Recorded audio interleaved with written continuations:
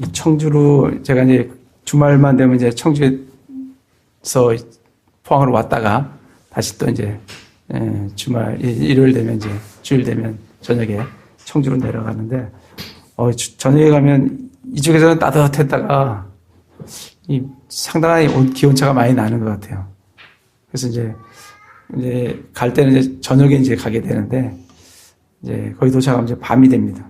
밤에 거기 또 이 청주는 이동 인구가 많아서 그런지 택시 타는데 뭐 줄을 한 100m 늘어서요. 그래서 상당히 오랫동안 기다려 이제 버스를 택시를 타게 되는데 그때 이제 옷을 약간 좀 두둑히 좀 입고 가야 돼요. 잘못 길 이렇게 서면서 굉장히 좀 고생을 하게 되는데 포항에 오면 온탕에 있다가 또 저쪽에 가면 냉탕에 갔다가 그런 일들을 반복을 하게 됩니다. 우리 지난주에 예수님께서 자신의 죽으심과 그리고 부활하심에 대해서 예언을 하시고 예수님께서 그 말씀대로 6월절 어린 양으로 정확히 6월절 예비일 오후 3시에 돌아가시고 셋째 날 부활을 하셨습니다. 우리는 그 예언한 것에 따라서 그것이 뒤따라 일어나는 것을 보고 그 성취를 보면서 정말 예수님이 그 구약에 예언된 대로 그 그리스도시구나 하는 것을 우리가 확신할 수가 있고 확증을 할 수가 있습니다. 우리가 예수 그리스도를 그 그리스도로 믿는 것이 우리로 하여금 하나님의 자녀로 태어난다라고 말씀을 하셨습니다.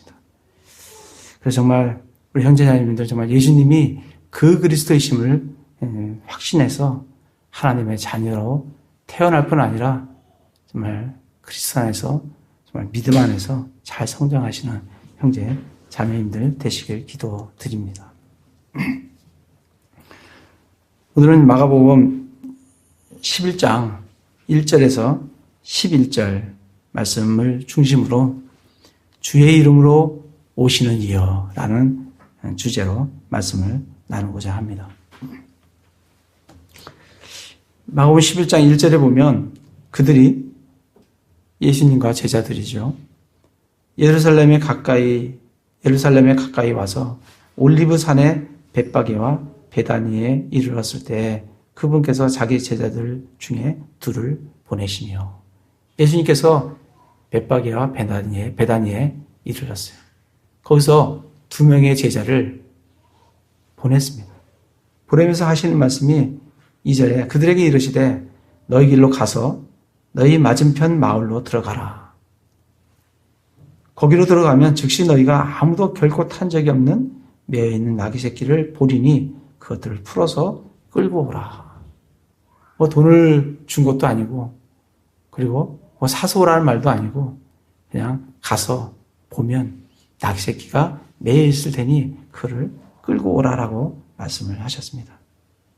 그러면서 3절에 하시는 말씀이 만일 누가 너에게 이르기를 어찌하여 이렇게 하느냐 하거든 주께서 그것을 필요로 하신다고 말하라. 그리하면 그가 즉시 그것을 이리로 보내리라 하시매. 이렇게 이제 말씀을 하셨습니다. 제자들이 그 말씀에 따라서 갔습니다. 가서 그 말씀대로 막 나귀 새끼를 풀려고 하니 주인이 당장 그런 말을 하겠죠. 그 말에 따라 예수님의 말씀을 전하니까 그 주인이 그 나귀 새끼를 가도록 그렇게 나귀와 나귀 새끼를 가도록 그렇게 해 주었습니다. 예수님은 자신이 타야 될 이 나귀 새끼가 지금 어디에 또 어떤 형편에 있는지 보지도 않고 정확히 아셨습니다. 그리고 그거를 매어 있는 나귀 새끼를 필요로 한다라고 주께서 필요로 한다라고 하면 즉시 그들이 보낼 거라라고 말씀을 하셨습니다. 그래서 실제로 그들이 즉시 그 나귀 새끼를 보내주셨습니다. 어떠십니까? 형제자매님들은 정말 예수님께서 우리들에게 있는 것들을 필요로 하신다고 하면 정말 이 나귀 새끼를 그냥 보내주시듯이 여러 형제 자매님들도 정말 자신의 것들을 주님께 기꺼이 내어놓기를 참 원하십니까?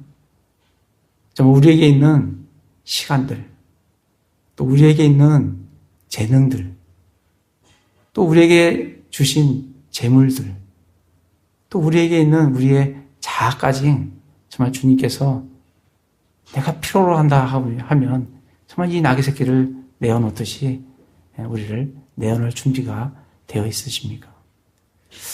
정말 그런 준비를 하시면서 살아가시기 바랍니다. 저도 그러한 준비를 하면서 살아가려고 합니다. 정말 주님께서는 기꺼이 자기를 내어놓는, 헌신하는 그런 사람들을 쓰시길 원하시고 쓰십니다. 예수님께서 여행 중에 여태까지 보면 여행 중에 뭘 타고 다니신 적이 없었어요. 근데 유독 지금 예루살렘으로 들어가는 이 시점에 예수님은 나귀 새끼를 타시겠다는 겁니다. 이렇게 나귀 새끼를 풀어오라고 하신 이유는 구약의 예언의 성취를 하시기 위해서 그런 것을 우리가 알 수가 있습니다. 마태복음 21장 4절에 보시면 이 모든 일이 일어난 것은 대언자를 통해 말씀하신 것을 성취하려 하심이라. 이 마태복음에 동일하게 지금 예루살렘으로 들어가는 내용에서 마태는 그렇게 기록을 합니다. 대언자들 통해 말씀하신 것을 성취하기 위해서 예수님이 이렇게 하셨다는 겁니다. 그 예언의 성취 말씀은 우리가 잘 알듯이 스가랴 9장 9절의 말씀입니다. 오 시온에 따라 크게 기뻐할지어다. 시온에 따른 이스라엘입니다. 오 예루살렘 따라 크게 외칠지어다. 보라 내 왕이 내게 임하시느니라. 그분은 의로우시고 구원을 소유하시며 겸손하사 나귀를 타시되 나귀 새끼 곧 어린 수나귀를 타시느니라 라고 예언이 되어 있습니다. 예수님의 삶의 하나하나가 구약의 예언된 말씀의 성취와 연관이 되어 있는 것을 참 보게 됩니다. 이 나귀를 한번 이렇게 인터넷에 찾아보시면 나귀는 어른 한 명은 거뜬히 태울 수 있습니다. 태우고 이렇게 잘 이렇게 중동 지방에 이렇게 돌이 많고 이런 어떤 울퉁불퉁한 곳을 잘 갑니다. 그런데 어린 나귀는 잘 모르겠어요. 어린 나귀는 얼마나 어린지는 잘 모르겠지만 어린 나귀는 그렇게 어른 한 명을 태우고 가는 게 그렇게 쉽지만은 않을 것 같습니다. 뒤뚱뒤뚱 걸을 걸로 생각이 됩니다. 겨우겨우 가는 그런 모습이 아닐까 생각하는데 예수님이 그러한 모습으로 예루살렘 성을 입성을 하시는 것을 볼 수가 있습니다. 그래서 스가랴 9장 9절에 겸손하사 나귀를 타시되 나귀 새끼를 탄다라고 하신 말씀이 그런 겸손한 예수님의 모습을 보여주시기 때문이라고 생각을 합니다. 초림의 주님은 이렇게 겸손하셔서 나귀를 타고 오십니다. 그러나 재림의 주님은 나귀가 아니라 흰 말을 타고 내려오십니다. 그리고 초림의 주님은 정말 구원을 위해서 어린 양으로 오십니다. 그러나 재림의 주님은 정죄하기 위해서 유다 지파의 사자로 오십니다. 초림에는 예수님께서 사람들 위해서, 죄인들 위해서 자기의 피를 흘려 주십니다. 그러나 재림 때는 예수님께서 정죄하기 위해서 원수와 대적자들의 피를 포도즙 틀에서 밟아 흘리십니다. 흘리게 하십니다. 그런 것을 우리가 초림과 재림에서 볼 수가 있습니다. 그래서 다시 마가복음 11장에 와보면 그렇게 예수님께서 예루살렘에 입성을 하셨습니다. 들어가 보니까 정말 대대적인 환영, 인파가 있었습니다.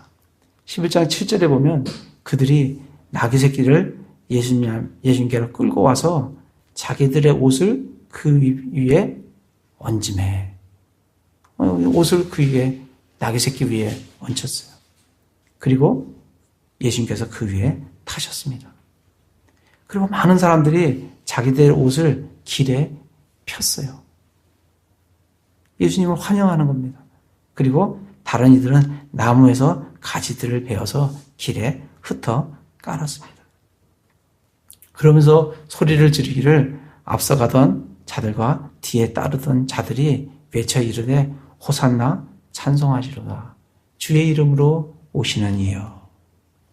찬송하리로다. 주의 이름으로 임하는 우리 조상 다윗의 왕국이요.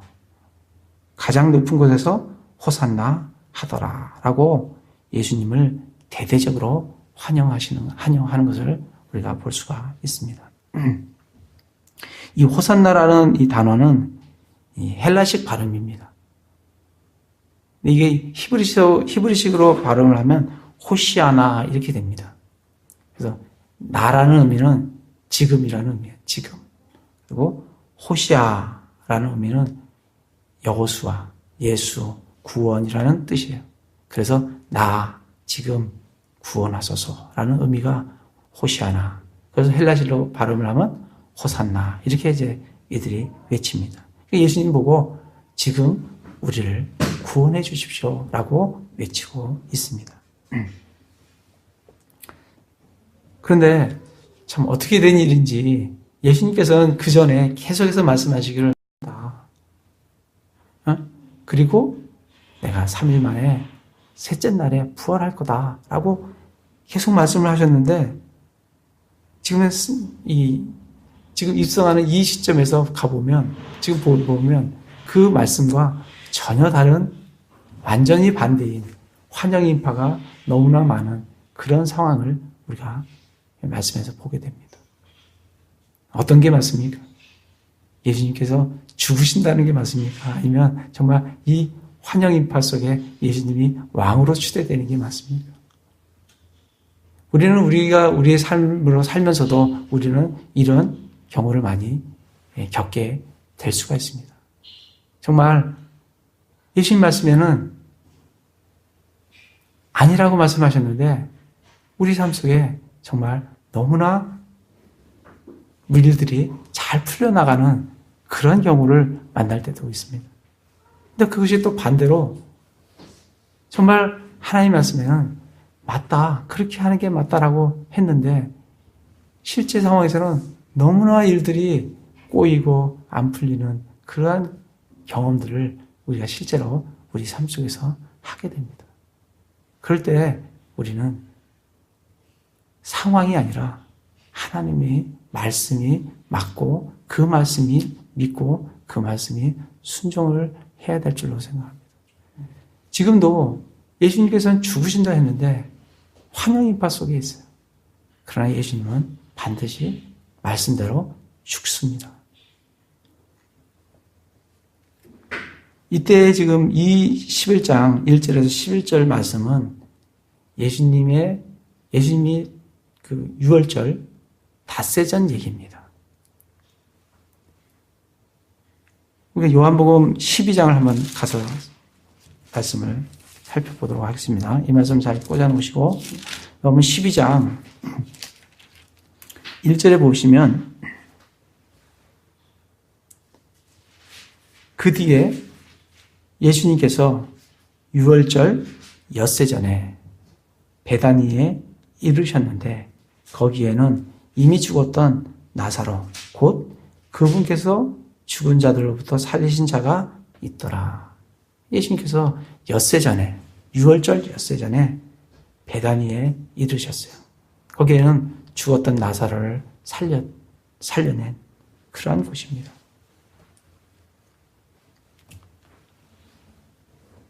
그렇게 말씀하시면서 12절에 보면 그 다음 날, 그러니까 6월절 엿새 전 다음 날이면 6월절 닷새 전입니다.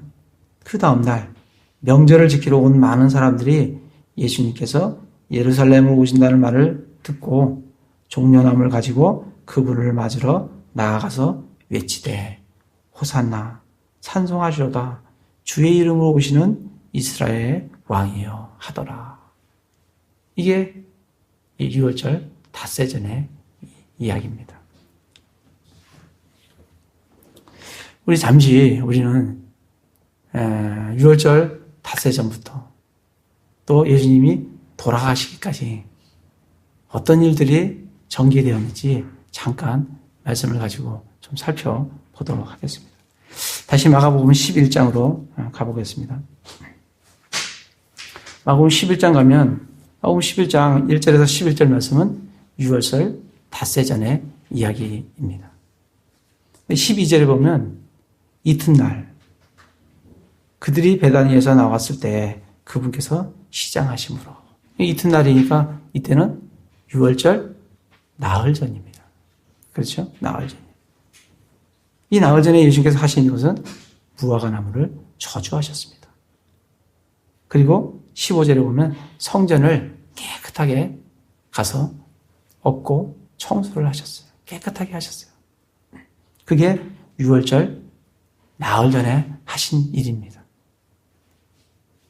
그리고 19절에 보면 11장 19절에 보면 저녁이 되면 그분께서 도시에서 나가시더라.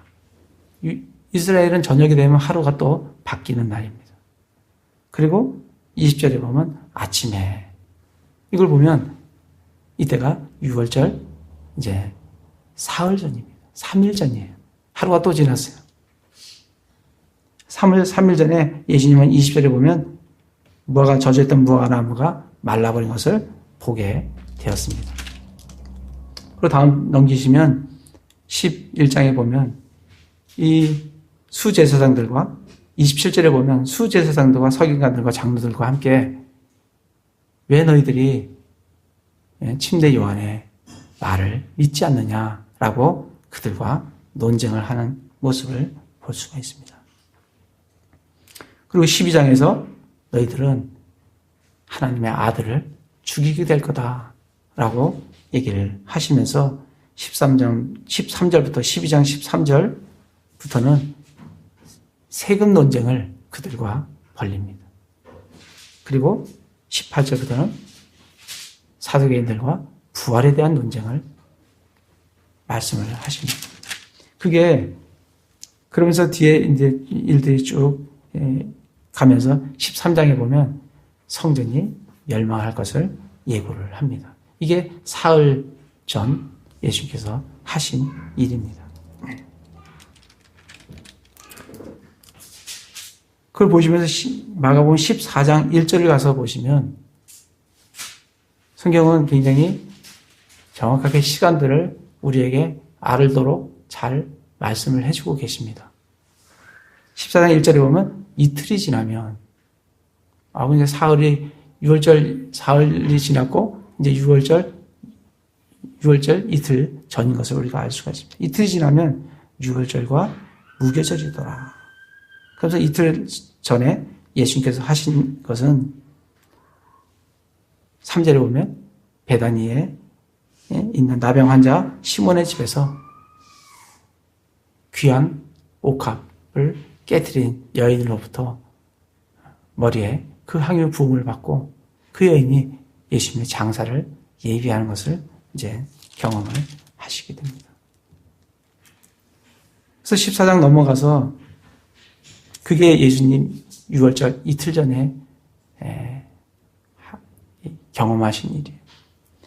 14장 12절에 보면 누룩 없는 빵을 먹는 첫날 곧 그들이 6월절 어린 양을 잡는 날에 이 6월절 어린 양을 잡는 날이 뭐냐면 6월절 예비일이에요. 하루 전이에요. 하루 전 날이에요. 이제 하루가 또 지났던 것을 우리에게 알려줍니다. 하루 전날 17절에 보면 저녁 때에 그러니까 저녁이 시작된 겁니다. 6월절 예비일이 시작이 됐어요. 그래서 예수님은 22절에 빵을 집으셔갖고 제자들과 함께 6월절 만찬을 제자들과 나누었습니다. 그리고는 26절에 그들이 찬송 하나님을 부른 뒤에 올리브 산으로 나아갔습니다. 그러면서 예수님께서는 27절과 30절에 이 밤에, 그날 예비일 바로 그 밤에 베드로가 예수님을 부인할 것을 예언을 하셨습니다. 그리고서는 32절에 겟세마네에 가서 기도를 하셨습니다. 그리고 43절에 보면 가룟 유다가 예수님을 잡으러 오게 됩니다. 그리고 53절에 공회 앞에 서게 됩니다. 그리고 66절부터 보면 베드로가 예수님을 부인하는 것을 보게 됩니다. 이것이 서게 되는 바로 그날 밤에 부인을 했다는 것을 우리가 알 수 있습니다. 그래서 그 온 밤을 사내들의 공회에서 신문을 받고 재판을 받고 15장 1절에 아침에, 이게 이제 6월절 예비일 아침입니다. 이제 조금 지나면 6월절 오후 6시가 되면 6월절이 시작이 됩니다. 아침에 수제사장들이 즉시 장로들과 서기관들과 온 공회를 협의하고 예수님을 결박하여 끌고 가서 아침에 빌라도에게 넘겨주게 됩니다. 넘겨받은 빌라도가 15절에 보면 빌라도가 그 사람들에게 만죽을 주려고 바라바는 그들에게 놓아주고 예수님은 채찍질하고 십자가에 못 박도록 넘겨주게 됩니다. 그리고 그 아침에 25절에 보면 3시가 되면, 3시는 지금 유대 시간으로 3시인데 이것은 지금 시간으로는 오전 9시입니다. 9시에 그들을 십자가에 예수님을 그들이 십자가에 못 박습니다. 그리고 33절, 34절에 6시가 되면 어두워지고 9시, 오후 3시에 예수님은 돌아가시게 됩니다.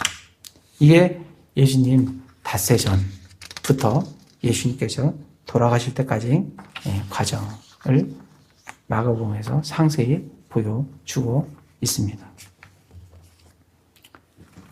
다시 마가복음 11장으로 돌아와서, 그러나 지금 상황은 예수님의 죽으시는 상황하고는 너무 달라요. 예수님을 왕으로 추대할 그러한 분위기입니다. 그러한 인파로 가득 차 있습니다. 그러한 이러한 환호 속에 예수님은 어떤 마음을, 어떤 생각을 가지셨는가? 우리 마가복음 11장에 보면 예수님의 마음이, 예수님의 생각이 어떤지 안 나와 있습니다. 근데 우리 누가복음에 가면 동일한 상황을, 예수님의 마음을, 예수님의 생각을 설명을 해주고 있습니다.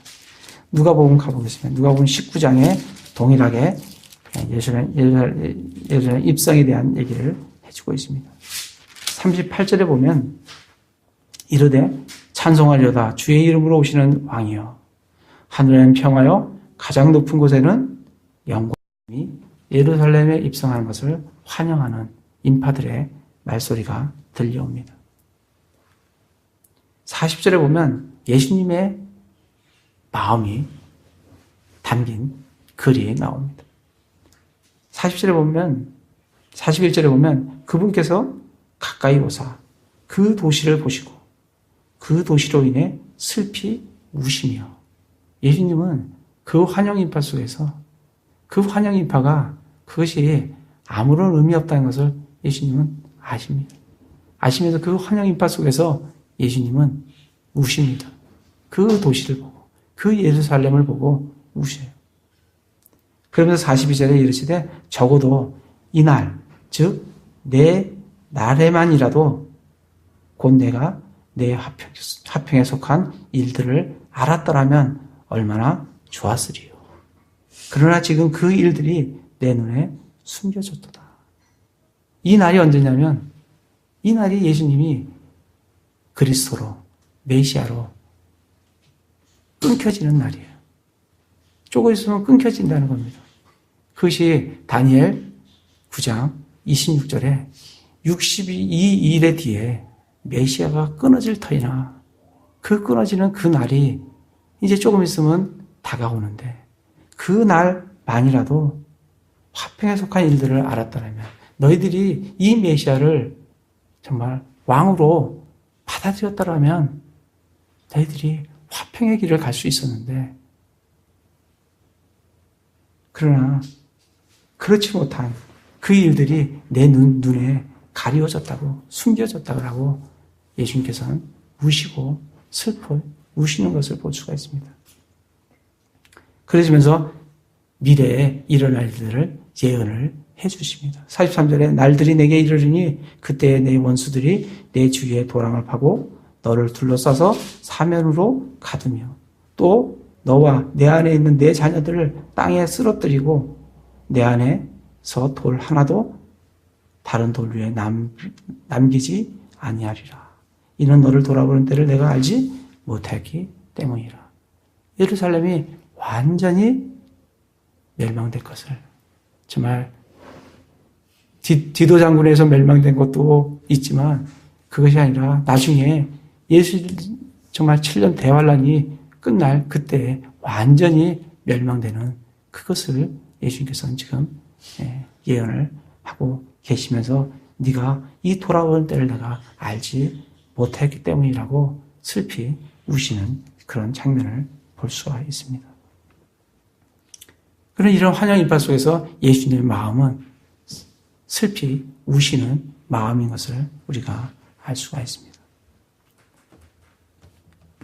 다시 마가복음으로 가서 마가복음에 정말 예수님께서 이 대대적인 환영 인파 환영을 받은 이 예수님께서 왜 십자가에 죽으셨는가? 우리가 그걸 좀 살펴볼 필요가 좀 있습니다. 정말 왜 예수님께서 이렇게 군중들의 환영을 받으셨는데 왜 십자가에 죽으셔야만 되는 건가? 물론 하나님의 계획 가운데 있기 때문에 죽습니다. 요한복음을 잠깐 가보겠습니다. 요한복음 11장에 가보시면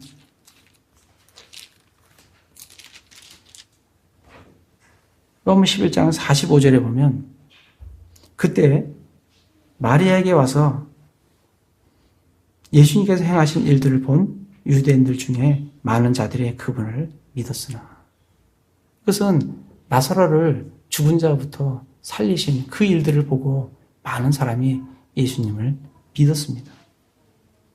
46절에 보면 그들 중에 어떤 사람들은 자기들의 길로 바리새인들에게 가서 예수님께서 행하신 일들을 바리새인들에게 고했어요. 그러니까 47절에 이에 수제사장들과 바리새인들이 공회를 모으고 이르되 이 사람이 많은 기적들을 행하니 우리가 어떻게 하리요? 예수님께서 계속해서 메시아 기적을 일으키니까 우리가 어떻게 하겠느냐? 모르긴 몰라도 다 그분을 따라가게 될 거다라는 그런 두려움이 이들 속에는 있었던 겁니다. 그래서 48절에 그들의 마음이 적혀 있습니다. 만일 우리가 그를 이대로 두면, 예수님을 이대로 두면 모든 사람이 그를 믿을 것이요. 다 그를 믿게 될 거다는 거예요. 그러면 로마 사람들이 와서 우리의 터전과 민족들을 다 빼앗아 가리라. 이 군중들이 예수님을 믿고 그분을 다 따라가면 결국 그분을 왕으로 추대할 거고 왕으로 추대하면 로마라는 나라가 이스라엘의 왕을 인정을 하겠습니까? 속국인데 로마는 이스라엘을 진압하러 군대를 파견할 것이고 결국 우리의 터전과 민족들은 다 빼앗기게 될 거라고 이들은 세상적으로 예측을 하고 있었습니다. 그래서 49절에 그들 중에 한 사람으로서 그의 대제사장인 가야바, 이 가야바, 대제사장인 가야바는 사내들인 공회에서 최고 의장입니다. 그는 최고 의견 결정권을 가진 사람이에요. 그 대제사장이 라고 하는 자가 그들에게 이르되 너희가 결코 아무것도 알지 못하며 또 한 사람이 백성을 위해 죽어서 이 한 사람이 예수님입니다. 그 가야바의 최고 결정권자의 생각에는 무슨 생각이 담겨 있냐면 이 한 사람 예수를 죽여서 온 민족이 멸망하지 않게 되는 것이 우리에게 유익한 줄을 깊이 생각하지 아니하는도다. 그래서 이미 최고 결정권자인 대제사장인 가야바의 마음속에는 예수님을 죽여서 로마로부터 이 민족을 구원을 해야 되겠다라는 그런 생각이 가득 차 있는 것을 우리가 볼 수가 있습니다. 그래서 11장 53절에 가면 이에 그들이 그날부터 그분을 죽이려고 함께 의논하니라. 그들은 모의하기 시작했습니다. 어쨌든 예수님이 왕으로 추대되는 것을 그들은 원치 않았습니다. 그래서 그들은 예수님을 죽이기로 그렇게 모의를 하게 됩니다. 12장 19절에 보면 예루살렘에 입성했을 때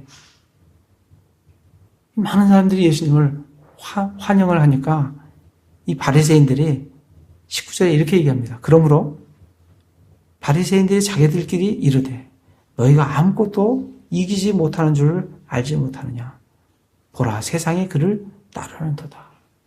이들은 가야바를 비롯해서 제사장, 수제사장들, 바리새인들 이들은 모의하기를 예수님을 죽이기로 모의를 했는데 실제로 예수님이 예루살렘에 입성을 해서 보니 온 세상이 예수님을 따르는 그러한 모습을 보게 되었습니다. 그랬을 때 그들은 생각하기를 보라 우리가 이기지 못한다. 어떻게? 세상이 그를 따른다 하고 외치기 시작하는 것을 볼 수가 있습니다. 그들에 대해서 예수님은 뭐라고 말씀하시냐면 12장 37절에 그러나 그분께서 이렇게 많은 기적들을 그들 앞에서 행하셨음에도 불구하고 이스라엘 사람들과 바리새인들과 제사장들 앞에서 예수님은 많은 기적들을 메시아 기적들을 행하셨어요. 행하셨음에도 불구하고 그들이 여전히 그분을 믿지 아니하였으니 그들은 예수님을 믿지 않았다고 예수님께서 말씀을 하고 계십니다. 12장 42절 43절에 보면 그럼에도 불구하고 우두머리 치료자들 가운데서도 많은 사람이 그분을 믿는 사람이 있었어요. 믿는 사람이 있었는데 바리새인들로 인해 회당에서 쫓겨날까 염려하여 일부 믿는 사람이 있었는데 그들은 쫓겨날까 염려하여 그분을 시인하지 못하였어요. 그러니 이는 그들이 사람들의 칭찬을 하나님의 칭찬보다 더 사랑하였기 때문이라고 말씀을 해주고 있습니다. 그래서 이들은 예수님을 잡아들이기로 결정을 하고 마가복음 14장 55절 56절에 증인들을 찾고 그러나 제대로 된 증인들을 찾지 못하고 증인들끼리 일치하지 못하는 것을 볼 수가 있습니다. 마가복음 14장을 가보겠습니다. 마가복음 14장에 가시면 14장 55절에 보시면 이 수제사장들과 온 공회가 예수님을 죽이려고 그분을 대적할 증인을 구하되 아무도 찾지 못하였으니 이제 산헤드린 공회에서 예수님이 결박당해서 오셨는데 증인을 찾는데 증인이 없어요. 56절에 보면 이는 그분을 대적하여 거짓 증인하는 자가 많으나 그들의 증인이 서로 일치하지가 않아요. 사실 예수님은 이 죄로 정죄할 증인들이 없었던 거예요. 그랬을 때 61절에 대제사장이 다시 그분께 물으며 그분께 이르되 내가 찬송받으실 이의 아들 그리스도냐 하매 예수님께서 그니라 하고 대답하니까 그 신성 모독죄로 예수님을 정죄하기로 결정을 하게 됩니다. 그래서 그는 우리에게 증인이 더 필요하리요 하면서 신성 모독하는 말을 너희가 들었도다. 너희 생각은 어떠하냐 하며 그들이 다 그분을 죽을 죄를 지은 자로 정죄하고 그분을 죽이기로 하고 넘겨주는 것을 볼 수가 있습니다. 15장에 넘어가서 잠깐 다시 보면 이들은 끝까지 15장에 가면 10절에 보면 이는 빌라도에게 넘겨줬냐면 시기로 인해 그분을 넘겨준 줄을 빌라도가 알았어요. 시기 때문에 넘겨줬다는 거예요. 자기들을 따라야 되는데 예수님을 따르고 예수님을 왕으로 추대하려고 하는 그것을 막기 위해서 그 시기심으로 인해서 빌라도에게 넘겨줬다는 것을 알고 11절에는 수세사들이 사람들을 선동합니다. 선동해서 바라바를 놓아주도록 그렇게 하고 십자가에 못 박도록 함성을 지르게 됩니다. 그 15절에 보면 빌라도는 그 사람들에게 만족을 주려고 바라바를 그들에게 놓아주고 예수님을 채찍질하고 십자가에 못 박도록 넘겨줍니다. 결국 예수님이 죽으신 이유는 가야바와 종교 지도자들 그리고 빌라도의 잘못된 그런 극악한 정죄로 인해서 예수님은 죽임을 당하시게 됩니다.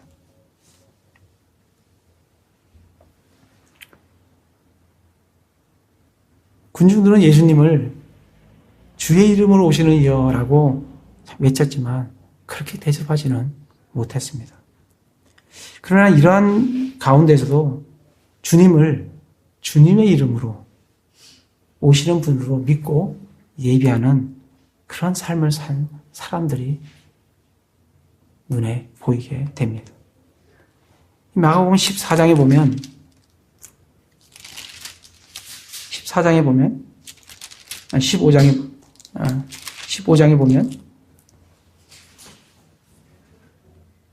14장입니다. 14장에 보면 50절, 51절에 보면 이 제자들은 예수님이 잡히자 그들이 다 그분을 버리고 도망했어요. 3년 반을 따랐는데 예수님 딱 잡히자 다 버리고 도망갔습니다. 51절에 보면 어떤 청년은 이 벌거벗은 채 도망했다 그래요. 이 어떤 청년이 학자들은 마가 요한이다라고 얘기를 합니다. 자기가 자기 얘기를 쓰니까 자기 이름을 못 집어넣고 어떤 청년이라고 했는데 이게 마가 요한이라고 학자들은 얘기를 합니다. 이렇게 다 도망갔어요. 베드로는 3번 부인했어요. 그러나 15장 43절에 보면 아리마대 요셉이라는 사람이 나와요. 아리마대 요셉이 와서 담대히 빌라도에게 들어가 예수님의 몸을 간절히 구하니라.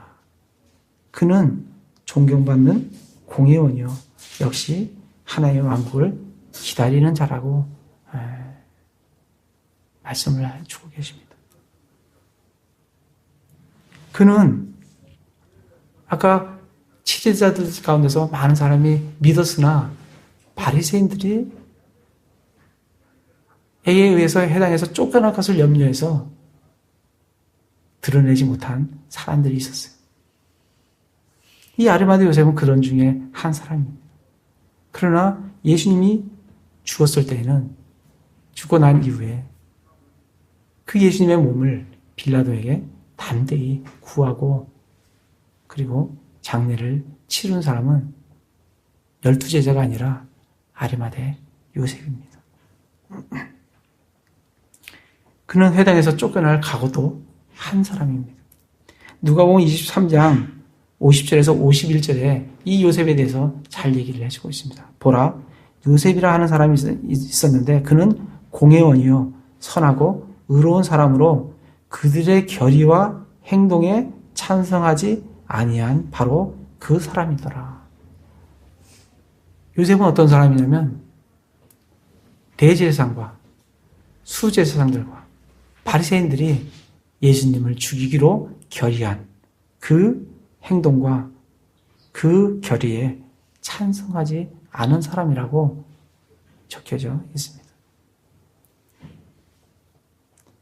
요한복음 19장 38절에서 39절에 보면 아리마대 요셉은 예수님의 제자였으나 유대인들을 두려워하여 은밀히 따르더라.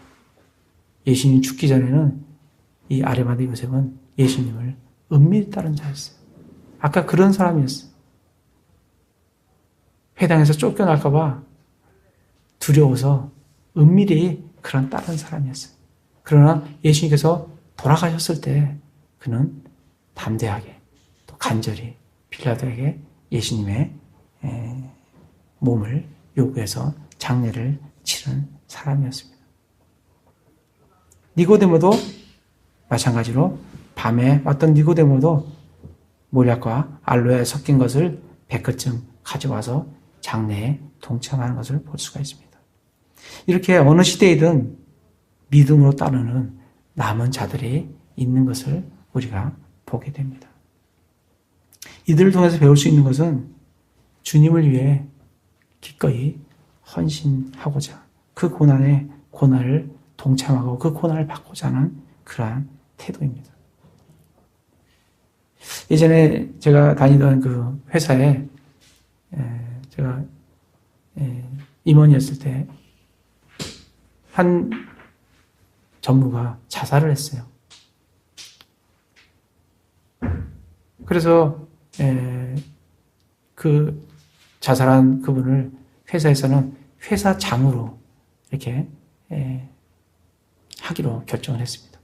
회사장이 되면 이제 회사의 사장이 상주가 됩니다.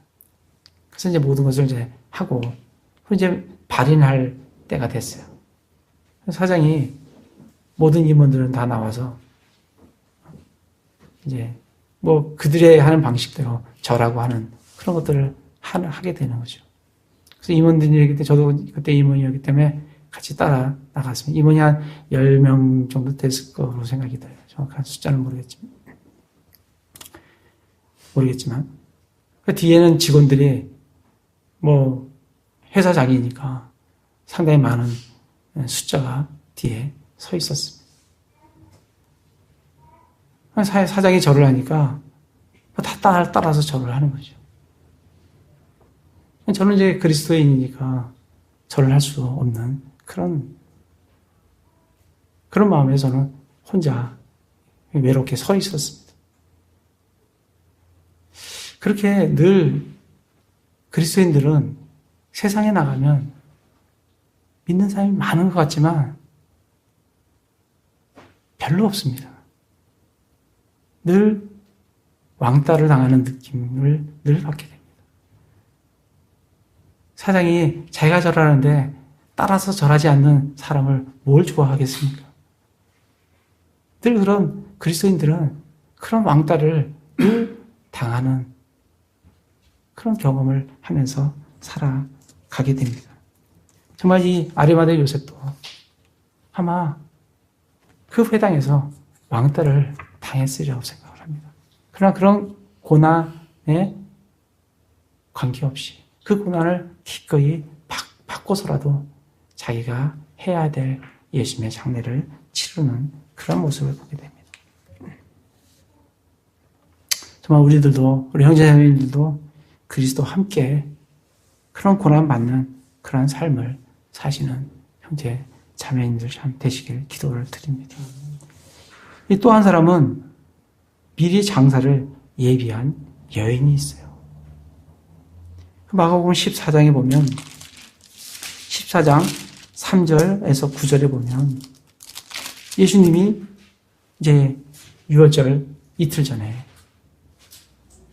베다니에 3절에 보면 베다니에 계실 때 나병 환자 집에 시몬의 집에서 음식 앞에 있었을 때 한 여자가 매우 귀한 나드 향유를 담은 옥합을 가지고 와서 그것을 깨뜨려 그분의 머리에 부음해. 이 깨뜨렸다는 것은 그 옥합을 한 번에 다 쓰겠다는 겁니다. 근데 그 옥합은 5절에 보면 약 300데나리온 정도 된다 그래요. 하루 일당이 요즘 같은 10만 원이면 300데나리온 3천만 원 정도 되는 굉장히 귀한 값 나가는 그런 옥합입니다. 그거를 과감히 깨트리는 여인을 볼 수가 있습니다. 그리고 그것을 예수님의 머리에 부었습니다. 근데 5절에 보면 4절에 보면 어떤 사람들이 속으로 분개하여 이르되 어찌하여 향유를 이렇게 허비하느냐. 이 여인은 과감히 깨뜨려서 예수님의 장사를 예비하는데 귀하게 쓴 것을 다른 사람들의 눈에는 그것이 허비라고 보인다는 겁니다. 그랬을 때 예수님께서는 8절에 그 여자는 자기가 할 수 있는 일을 하였으니 곧 장사 지내는 일을 위하여 미리 와서 내 몸에 기름을 부었느니라. 우리는 해야 할 때가 있습니다.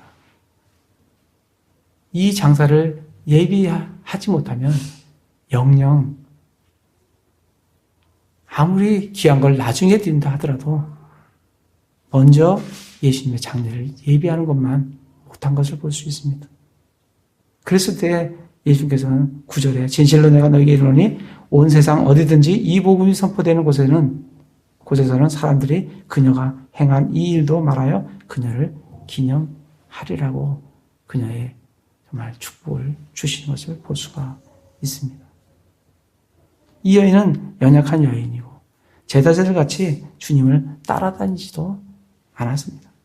그러나 가장 믿음의 삶을 산 그러한 여인입니다. 아무도 주님의 장사를 예비하지 않았는데 믿음으로 환영 인파가 들끓는 그런 속에서 그들은 환영을 했지만 이 여인은 예수님의 장사를 말씀을 듣고 그 말씀을 믿고 예수님의 장사를 예비하는 그러한 여인인 것을 볼 수가 있습니다. 우리도 마찬가지입니다. 지금 우리는 예수님의 우리는 예수님의 죽으심을 기념할 수는 있어요. 그리고 우리에게 다가올 예수님의 재림을 예비할 수가 있습니다. 예수님은 돌아가시기 전에 약속을 하셨습니다. 자신의 죽음과 자신의 부활하심, 그리고 다시 오심을 약속을 하셨습니다.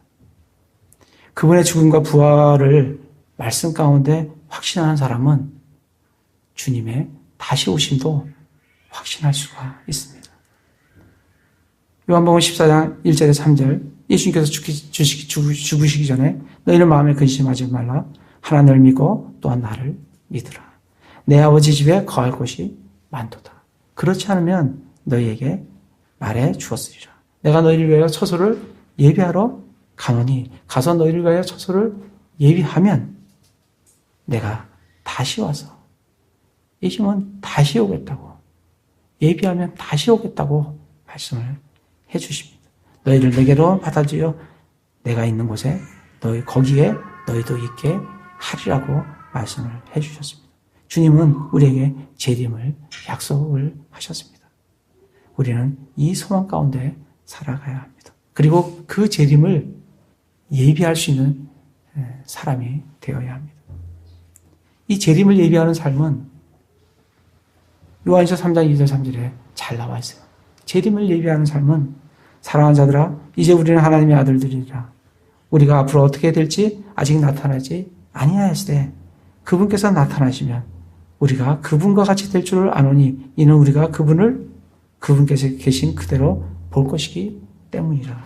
그분 안에서 이 소망을 가진 자마다 이 재림의 소망을 가진 자마다 그분께서 순별하신 것 같이 자기를 순별하게 하느니라. 우리가 재림을 예비하는 방법은 이 세상에서 순별한 삶을 살아가는 겁니다. 하나님의 말씀대로 우리에게 주어진 약속대로 말씀에 순종하며 순결한 삶을 살아라고. 그게 재림을 예비하는 삶이라고 말씀을 해주고 계십니다. 이러한 예비하는 자들에게는 의회관이 예비되어 있다라고 말씀을 해주고 있습니다. 사도 바울은 자기가 이제 주님께로 돌아갈 때가 다가왔어요. 디모데후서에서 거의 이제 죽을 날이 다가왔습니다. 그럴 때 그가 디모데후서 4장 7절 8절에서 이렇게 고백합니다. 내가 선한 싸움을 싸우고 나의 달려갈 길을 마치고 믿음을 지켰은즉 이후로는 나를 위하여 의회관이 예비되었나니. 자기에게는 의회관이 예비되었다는 겁니다.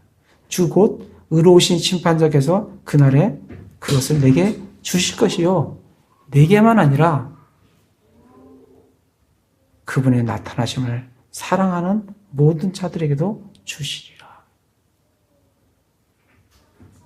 그래서 정말 주님이 오실 그 재림을 마음속에 사모하며 그 재림을 예비하며 그래서 정말 주님 오셨을 때 정말 의회관을 받아 누리는 형제 자매님들 되시기 바랍니다. 정말 초림 때 이스라엘 사람들은 호산나 찬송하리로다 주의 이름으로 오시는 이여 라고 외쳤습니다. 우리는 지금 계시록 2장 22장 20절 이것들을 증언하시는 분께서 이르시되 내가 반드시 속히 오리라 하시는도다. 예수님은 속히 온다라고 말씀을 해주셨습니다. 거기에 대해서 우리들은 아멘 주 예수님이여 과연 그와 같이 오시옵소서라고 부르짖으며 주님의 재림을 예비하는 삶을 살아갈 수 있으리라고 생각합니다. 예수님의 죽으심을 미리 예비한 그런 여인같이 우리도 순결한 삶으로 주님의 재림을 예비하고 예수님의 죽음의 결의에 동참하지 않고 담대히 예수님의 몸의 장례를 치른 그런 아르마대 요셉과 니고데모와 같이 이 땅에서 우리가 받아야 할 그리스도의 남은 고난이 있습니다. 그 고난을 우리 삶에 채우는 그런 형제 자매님들 되시길 기도드립니다. 제가 기도하겠습니다.